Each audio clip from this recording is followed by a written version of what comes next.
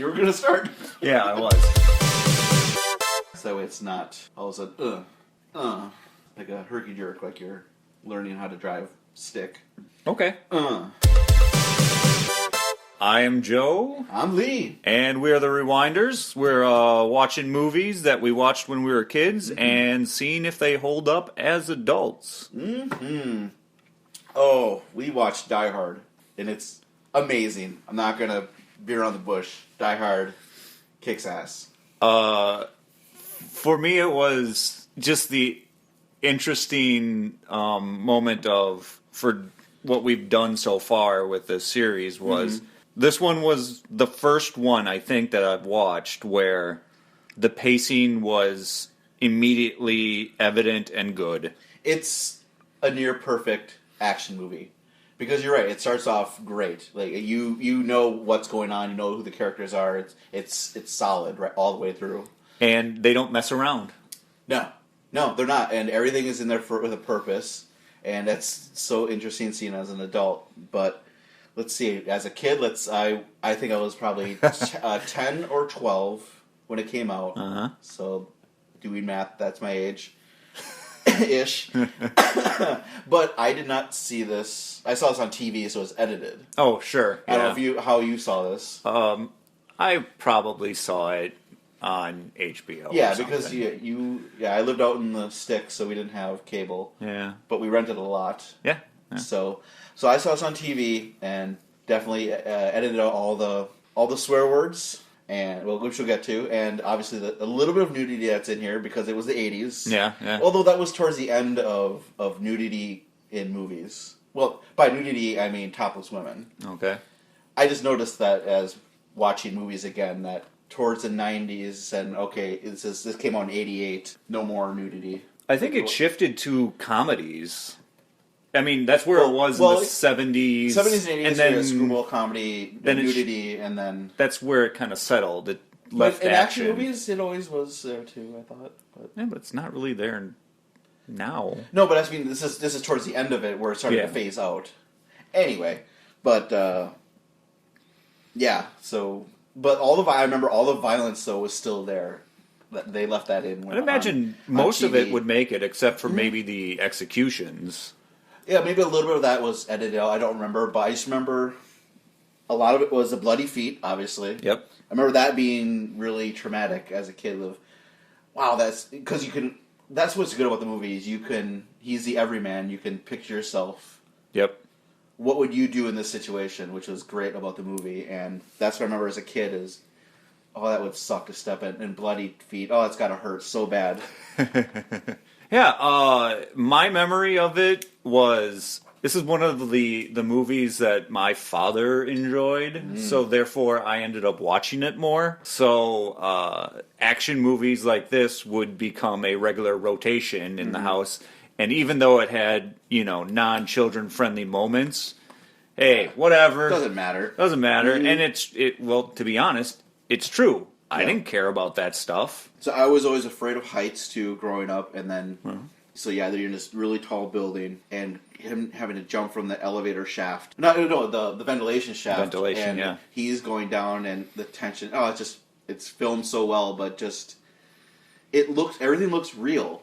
Like, it looked like they were actually doing that. Yeah. For the most part. Occasionally you could tell that's a green screen effect or something else, but it really felt like they shot in a building that was under construction, and I don't know. They did a good job of doing that, yeah. I was going to say, of course, the biggest thing that came out of this movie for me in my memory was, of course, the number one tagline that everyone remembers, the cowboy line. That did not stick with me as a kid because it was edited. And if I remember correctly, instead of yippee-ki-yay, motherfucker, it was yippee-ki-yay, melon farmer. And then I remember talking to another coworker and just talking about movies, and he remembers it being dubbed Yippee-ki-yay, Mr. Falcon. It's so bizarre. I don't know if that was for one of the sequels or what, but that's so bizarre that was edited out. Yeah. That's weird. And that happened a lot, and as we keep on doing this, and doing action movies and stuff like swear words, it'll change. They edit out stuff, and you can obviously tell. Oh yeah, edited TV, which is gone now. But well, so it's very 80s, and like you said, off the top. So, well, actually, the first scene was great. He's on the airplane. Mm-hmm. The camera comes out. You don't see John McClane yet, every man, and he's focuses on the ring, on his wedding ring. Yep. Comes on out, and then he's talking to just a business guy or whatever on the plane. Yeah. John McClane's nervous about flying, so the business guy tells him, "Hey, you know what to do to calm down. Take off your shoes when you get out, stretch, and put your feet on some carpet." And that's just amazing. Then later on, I mean, the entire time he is fighting the terrorists, the robbers, the bad guys without shoes, and that's a great reason. Yeah, like a callback. And even though, as an adult, watching through it and knowing why that whole segment happened, I tried to imagine, well, what if I didn't know where this movie was going and that they were foreshadowing? My whole thought process got stuck on, why would, after you're done flying, doing this in the carpet help with your anxiety while flying? Yes. I was like, huh? But it still worked. But yeah, it's like okay, whatever. That's fine. So John McClane, he's no longer, he's a New York cop, but he's going to L.A. with his estranged wife. Well, they've been separated for 6 months because she got a better job and of course it's the 80s, so Japanese businessmen in a high-tech building with computers, slime ball executives, cocaine, big hair. Yep. Everything was there. It was great. Oh, and smoking cigarettes. Oh yeah. They were smoking cigarettes. Not as much as other like Ghostbusters, but I remember as a kid and seeing now. There's no more smoking in movies or even TV. It's very little. It's very little, and usually especially in TV. I think it's pretty much done on TV. I think you're right. And a hero would never smoke a cigarette. No. But so he gets picked up by Argyle, the limo driver. Yeah. And it's Christmas Eve, and he's going to a Christmas party. He's been invited by his estranged wife, Holly, and they're going to. I think it was to try to get together again, or that was his whole idea. She wasn't even sure if he was coming, type of thing. Well, yeah, it was kind of. I mean, it seemed ambiguous of kind of, hey, come by, but then when they do see each other, you could tell that they messed up and they want to get back together. Yes. And that's what I also remember as a kid is just that the actress who played Holly, I don't know who she is. I've never seen her in other movies. No, doesn't stand out. But I remember her always looking older than Bruce Willis, like more of a mother. I don't know if it was just the big 80s hair or what. I think it was the big 80s hair. I think it was, but I just never pictured... Bruce Willis, he has hair... Yes. I mean, to take from that point, so far you're introduced to basically the first of many what I'll call jerks in the movie. Yes. It's kind of, you don't run, because like the first three people you kind of meet are not. Yeah, Argyle, the limo driver, he is a young talkative guy. Yeah. And he's like, I'll be there for you. I'll park the limo in the basement. The parking ramp, and if you don't doesn't work out with the missus, we'll get to your hotel, no problem. I'll just hang out down here. But basically, once you leave this introductory part of the movie, there's only one more. Yeah. Oh, there's one more nice person left in all of L.A. And that's why it's great because he and John McClane is on his own then, and then he runs into Ellis, the sleazeball executive, works with his wife, and he's definitely hitting on Holly. Yep. But then it happens pretty quick then. Alan Rickman, Hans Gruber, comes on into this building and with his gang of blonde Germans.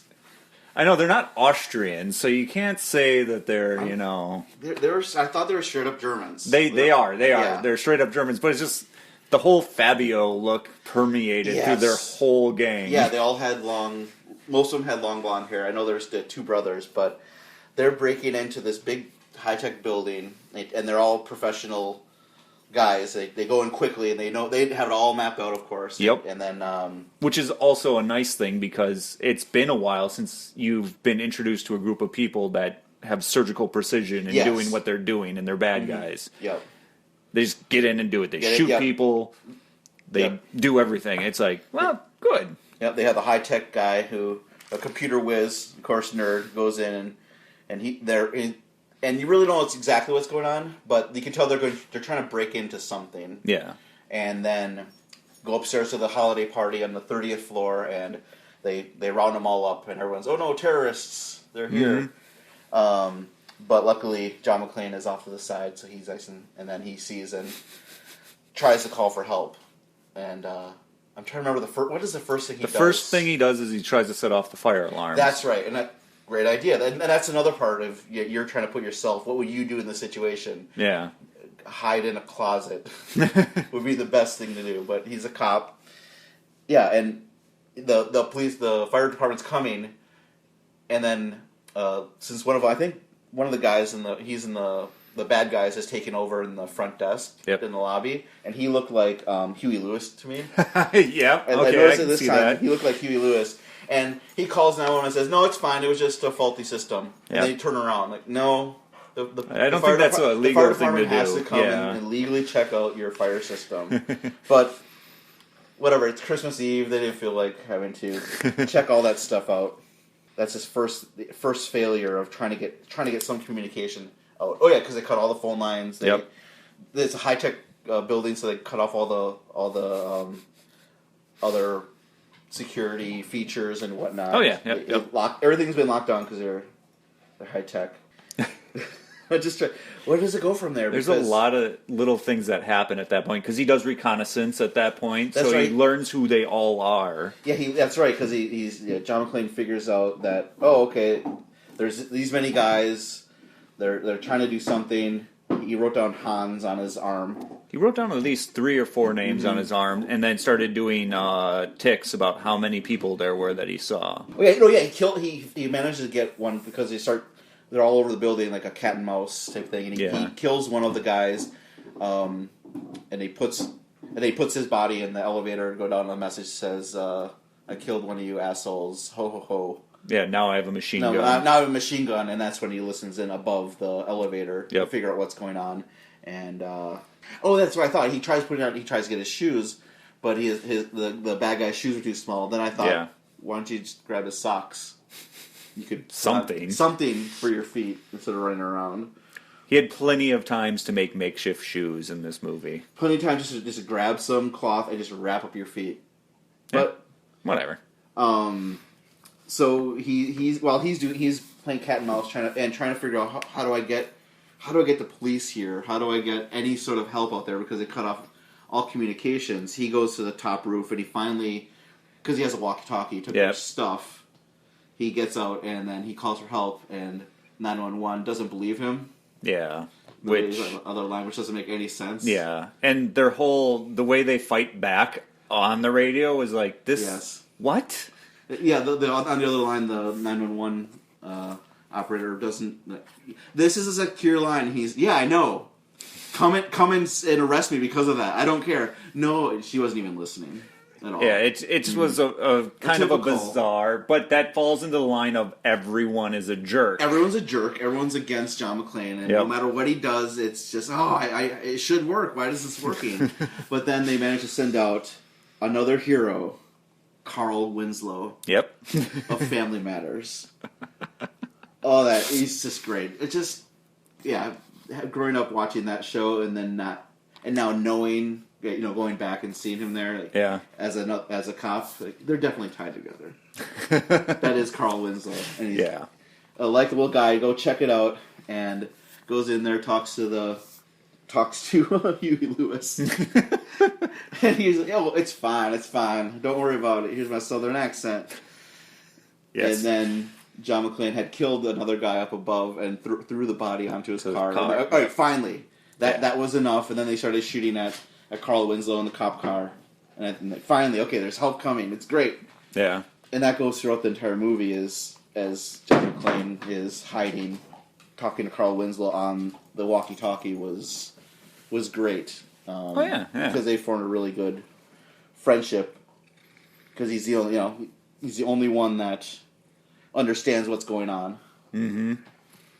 And then you get the principal of the police. Ferris Bueller's principal comes by, and he's like, I'm deputy. Oh, no, Ferris Bueller's principal is the reporter. No. Yes, he is. No, Ferris Bueller's principal is the deputy police. No, the reporter is...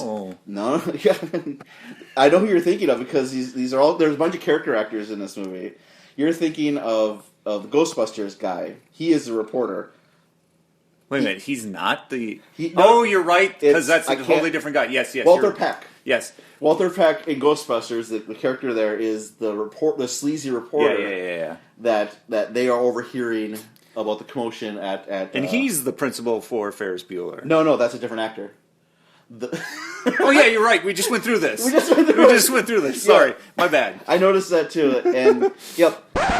Hey there, this is Lee. Just stopping the podcast real quick to make a correction. I kept on saying that the deputy police chief in Die Hard was being played by the actor Paul Gleason, who was the principal in The Breakfast Club. I kept on saying he was the principal in Ferris Bueller's Day Off.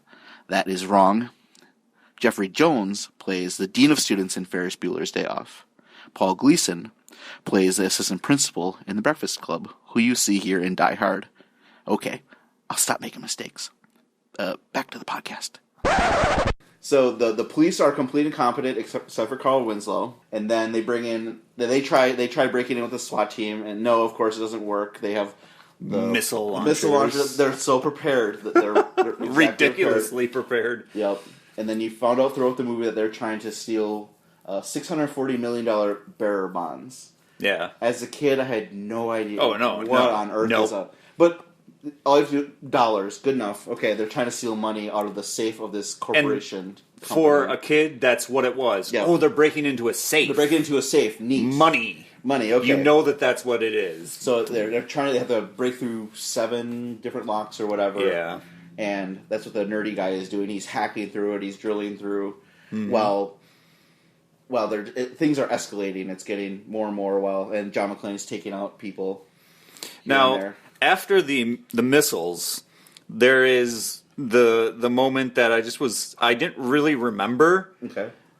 And it was, hey, I need to get the guys who are shooting missiles so they stop shooting missiles. So what does John McClane do? He shoves 4 detonators into C4 or 4 of those things and chucks it down an elevator shaft with inside a computer monitor, which then sets it off and blows that whole floor out, and then all this stuff. A huge explosion. Yeah, it takes them all and takes out those 2. Which would definitely affect the structural integrity of that building at the scale that it was showing. The way that it showed, it was this massive explosion that it would have taken out the entire building probably.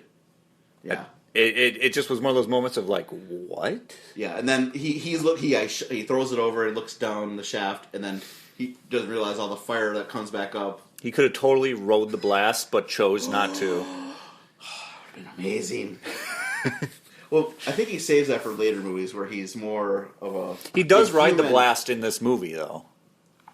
When he's on the rooftop? When he's on the rooftop. Okay, well, it's kind of like gliding the blast. I guess so. Yeah, I think you're right. So yeah, he takes out those 2 other guys that were shooting rocket launchers, missiles, and then the FBI comes in. And of course, another team of incompetent jerks. Yeah, just jerks. Like, yeah, we know what we're doing. This is Agent Johnson, and that's Agent Johnson. One's a black guy, one's Robert Davi, another character actor. And then, of course, no relation. Waka, waka, waka, waka. They're just here to have a good time. They don't care about the hostages. Nope. There's, whatever, we're in charge now. But that's everyone's attitude. Yes, and that's the tone throughout the movie. And you see then, Carl Winslow rolls his eyes, and before he was trying to convince his police boss... Ferris Bueller's principal, and then he realizes, oh yeah, you're right, and then he rolls his eyes at the FBI agents. But the FBI's plan is to, they start to finally talk to Hans Gruber. Oh no, that's right, Ellis. Remember Ellis?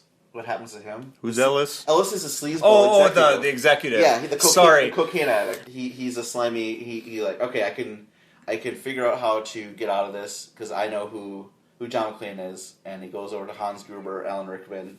He was amazing. evil. Oh, he's so good. And he's like, come on. And he gets on the walkie-talkie and tries to tell John to give up, basically. Yeah. And it doesn't work. No. And then Hans Gruber just playing along. They give him some soda, and then they just shoot him in the head. Yeah. And then that's when the FBI agents say, forget it, we're going in. We're going to get helicopter. We're going to turn off the power. Yep. And then come in with helicopters. But that was the important part that Hans Gruber knew was going to happen because of he studied terrorist things and he watched 60 Minutes. I would assume that he mentioned in the movie.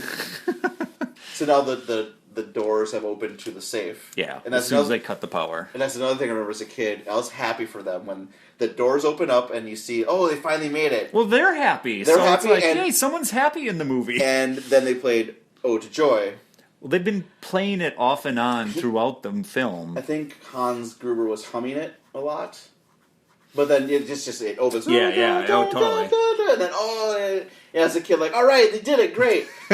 Oh, wait a minute. So now they have the money, and their big escape plan is they're going to put all the hostages on the roof. Yep. They demanded helicopters come in, but then the FBI just like, oh, we're going to have gunship helicopters, and we're going to shoot them all. Yeah. 25% hostages will probably get killed. I can live with that. It's fine. We're cocky sons of bitches. So dumb. But yes, that's their plan. Yeah, and that way, explosion, and they said, in all the confusion, we can escape then and get out of there. Yeah. Oh, yeah, and the media, that was the other one of my notes, because then he had Walter Peck, the actor, whoever plays knowing a lot more about how the media works. Yeah. Well, and also, that's not how no. the media doesn't have that much power or any power at all to do anything. Yeah, really. I'm with you. It's just like I kind of tuned it out because it fell into, wow, they're portraying everyone to be a jerk. So even the reporter was a jerk. The anchor was a jerk. The guy who was like the floor crew chief was a jerk. And why was he handing out live trucks? Yeah. I don't know. It was so weird. Yeah, and on the news, they had a hostage negotiation interview, and he was just going on about this nonsense psyche, like how people that are held captive, how they start to think, which just is nonsense, and it doesn't play into the movie, which not at all was one of the breaking things of everything kind of has its purpose, but that the purpose of that stuff wasn't to tell you little tidbits about what's happening. It was just to show that the media are a bunch of jerks. Yeah, the media is a bunch of jerks. Yeah, and then it's just like, okay, yeah. And so, but then the reporter figures out, oh, it's John McClane. They finally figure out, because he talked to Al, they figure out it's his name is John McClane. Mm-hmm. So they go get his address. Like, oh, his kids are here. Yeah. And go and interview them, and then Hans Gruber sees the picture on Holly's desk of the family together and puts them all together. John McClane took all the detonator caps or whatever. Still, they can't kill John McClane or have to get him because their big plan is to blow up the roof. And so they have to get John McClane. So when Hans Gruber goes upstairs to try to find it, see if he could rig something together, they run into each other, and then Alan Rickman has to do his best American accent, which isn't that good. Which is not good. No. And then later, John McClane's like, "Oh, you're really tricky with that good American accent." No, it was horrible. See, but I took that as sarcasm this time around. Oh, okay. Because even though they set it up that it could be interpreted one way, I think John McClane was playing him the whole time because he had already seen Hans Gruber in the elevator when he was doing reconnaissance. So I have to believe he was playing dumb in that scene. Did you see him? Yeah. I guess he didn't look through the Hans Gruber was in the elevator, and the camera shot through the vent, and you could see him. I missed that. That's true. He was playing him too. Yeah, when he gives them the gun. Yeah, because Hans Gruber pretends, I just Matthew Clay or whoever, and that name's on the board right behind him. Yeah, and he figured it out. Like, I'm just a hostage. I escaped. He gives him the gun. Of course, and that's another thing. Now, as an adult, you can tell when a handgun has ammunition in it or not. There's a much different weight to it, but that's just knowing things, I guess. But anyway, now they know who each other are. Yep. And Hans Gruber takes note. He doesn't have shoes on. Mm-hmm. So then when he calls the bad guys up, then they shoot the glass. Shoot the glass. Oh, so good. Shoot the glass. See, and I always thought you actually saw him, like, running through the glass. It was only one time. It was more just... Well, but you don't even see him going through the glass. You see him looking at the door, you see him looking at the glass, and then the next thing you do is you see him dragging himself into the bathroom. That's true, yeah. A lot of blood. So as a kid, I must have created that somewhere. I think you're right, because I did the same thing. Well, effective filmmaking. So John McClane's taking out tons of the bad guys, and now everyone's on the roof. They got the money. The bad guys put all the hostages on the roof, and the FBI agents come in. And the C4 is all armed, so the roof will blow. The roof is going to blow up. One of the bad guys he killed his brother, so one of the other long-haired guys, and they have a really cool fight scene together. Yeah. I liked it because it wasn't completely choreographed as now in a lot of movies are. Yeah, but there are still elements of what I took a note of as German karate happening, and it's like... And I remember as a kid thinking, wow, that guy really knows... not knowing. Yeah. He really knows martial arts. He's... No, but... And as a kid, I always hated, because John McClane's a good guy, and in other movies, when the good guy would get their asses kicked, I would hate that in movies. Like in Superman, when he would get beat up, I hated it. I did not like it, and the same was here, of the good guy getting beat up that badly. Like maybe a punch or two is okay, but I don't know what it was as a kid, just hating. Well, he's the good guy, and then good guy. Maybe that's what it was. That can't happen. Good guys. That doesn't happen to good guys. They're the ones that get. Maybe they get hit twice, but not karate chopped and karate kicked. You didn't watch Rocky as a kid, did you? Yeah, but he always won. Yeah, he got beat up, but... A lot! But that was... Every time! I was emotionally attached to John McClane. Not Rocky. Not Rocky. Screw him. No, I wanted Drago to win later on. And Mr. T... I wanted the robot to win. Yeah, of course you want the robot. The robot's great. But anyway. Yeah. So yeah, he kills a long-haired German Fabio guy, hangs him with a chain. Yep. Slams it, amazing. Then the FBI thinks that John McClane is a terrorist. They shoot at him, and then detonator goes. Yep. All the people are off the roof, though. Oh yeah, that's right. All the people John McClane being the hero gets them off the roof, and then this is the riding the blast off the roof. He rides the blast, and he grabs the fire hose, and goes over. And as someone that hates heights again, jeez. Yeah, I would have died. I would have died right away. I probably would have many times before this. But I probably would have tried. I have a gun. Let me try. No, I'm dead. Nope, didn't even get that far. Breaks some glass on the outside and gets in. Mm-hmm. And now he has to go. And it's Hans Gruber, the Huey Lewis guy, and they have his wife as a hostage now. Yeah. Oh yeah, one of the bad guys. He was Viggo. He played Viggo from Ghostbusters 2. Yeah. This movie is chock full of people I recognize. Was he the blonde-haired guy, the long blonde hair? No, he was the guy shooting the missiles. He was a missile launcher guy. Because he's a little more rough-faced guy. Well, he's Viggo, the Carpathian. And that's another thing I noted. Yeah, he's just beat up. His white tank top he's wearing is now just brown and full of blood. He's getting shot, stabbed, knocked down. So he runs through the glass, has that fight sequence with the long-haired blonde guy. Where he's running and stuff like that. Then in this next bit with Hans and his guy, they shoot him in the shoulder. Yeah. And he's still fighting, which leads me to believe John McClane is a Terminator. Which there is, in later movies, all this stuff, it gets hyped even bigger and bigger. Yes. How does he survive? He's probably a Terminator. That makes sense. He taped a gun in his back, puts his hands up, and that's another thing in movies, always making the bad guys laugh. Because I've noticed that disarming them and making them laugh, and then shoots them. Has a gun and is taped to his bare back, and then shoots them both. But even though their guns are ready, and his is not ready. Yep. He's that much faster. He's a cowboy. Oh, that's right. He does. He is a cowboy. He fast draws. So I can give that a passing grade because they've set that up. He said, Hans Gruber called it, you're a cowboy. Yep. I see. So he has the fast draw. Yep, fast draw ability. It is now okay.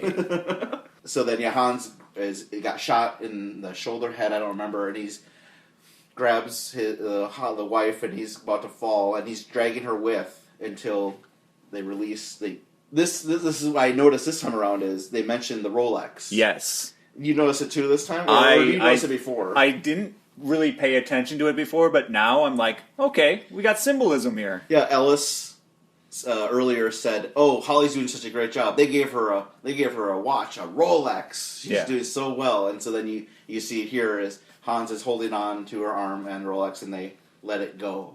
Yep. Oh, effectively saying that she's tossing aside all this stuff to go back with John. Mm-hmm. This movie's great. Hans falls to his death, and it's a good fall. Great good stunt. Really good stunt. Yeah, the camera goes back out. You see the stunt guy falling really, really high up, and crashes and dies and falls down. They all get out. They meet Carl Winslow for the first time. Big buddy hug. Yep. They're like, hey, you helped me get through a hard time. We're gonna hang out together. And then we have a zombie moment. The zombie moment, but what set up before though was Carl. While they're talking down a little slower part of the movie, when we find out that Carl Winslow, the reason why he's a desk jockey is he accidentally shot a 13-year-old kid who had a toy gun, which was something that happened in the 80s quite frequently until they started putting orange caps on the ends of guns. And that was a really good moment with them talking to each other. Yeah.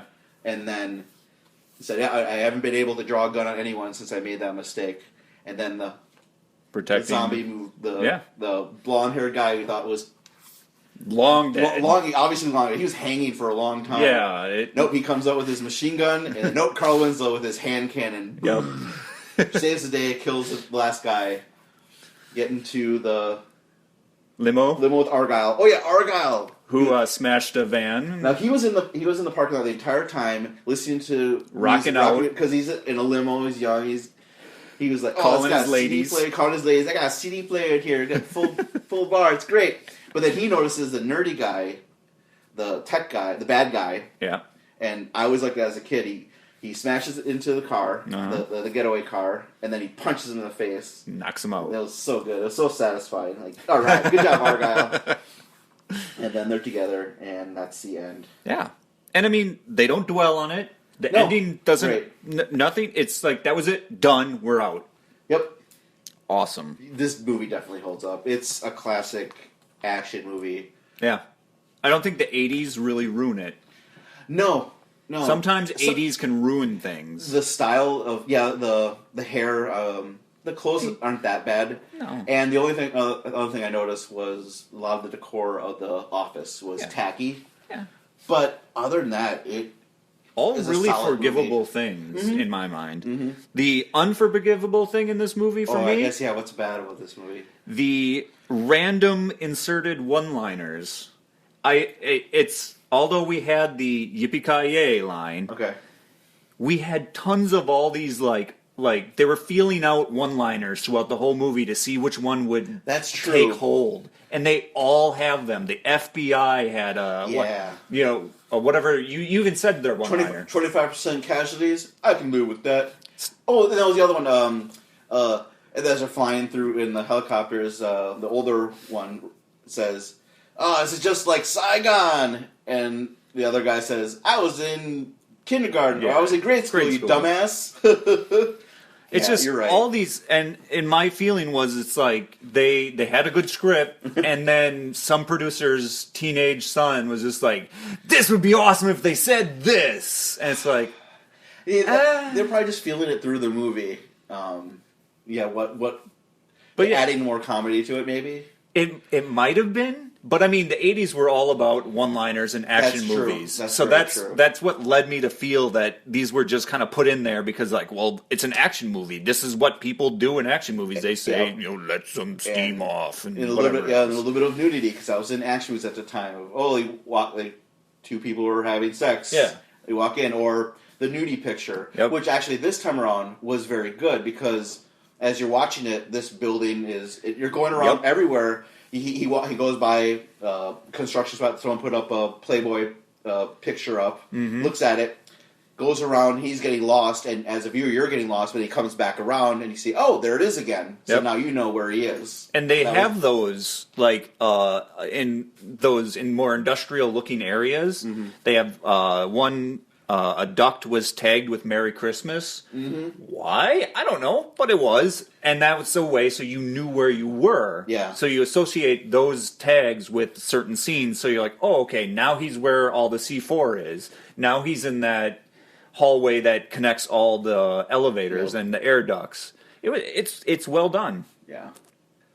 I'm trying to think of anything bad about this movie, but I really can't think of anything besides just the cheesiness of it. No, it's a great movie. Does your memory of it get in the way of anything of watching it now? I don't think so. Was there anything that you thought you saw the first few times around that now when you watch it you're like, what was I thinking that made no. I'm really. This is different from the other movies that we've done so far, and probably will do that. This one is just It's high up there for a reason, I think. Yeah, people like this movie. And I haven't watched it in years. Okay. And, I can attest to saying that I understand why people like it. Am I going to be breaking this movie out to watch again anytime soon? Nah, probably not. But... I will. It's a great Christmas movie. Yeah. So good. And first Christmas song they play, Run DMC. Yep. I was just like, you get a big thumbs up for that movie. I think John McClane, was with Argyle, and he says, "This isn't Christmas music."